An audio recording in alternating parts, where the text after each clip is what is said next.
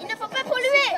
C'est dans le cadre d'un hommage au maquis des Glières, un mouvement de résistance durant l'occupation nazie, que les enfants de cette classe randonnent et parcourent le plateau des Glières. Une marche à travers les montagnes pour connaître l'histoire locale et mieux comprendre l'histoire mondiale.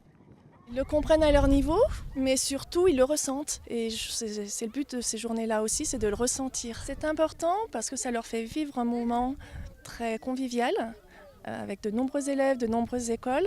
Et c'est l'accomplissement de tout un travail de plusieurs mois sur la Seconde Guerre mondiale et aussi sur l'ouverture après sur l'Europe. Raconter les différents conflits et leurs horreurs fatidiques est souvent difficile pour les professeurs. Des journées grandeur nature comme la rando Glières sensibilisent les plus éloignés de l'histoire française du XXe siècle. Une balade éprouvante de 4 heures qui se clôture par un pique-nique.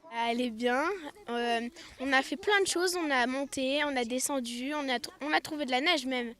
Et on s'amusait bien, sauf que ce qui était un peu énervant, c'est que c'était fatigant, c'était super long, quoi. Fatigant, presque, mais ils ont trouvé de la ressource pour reprendre mélodieusement un chant des maquisards.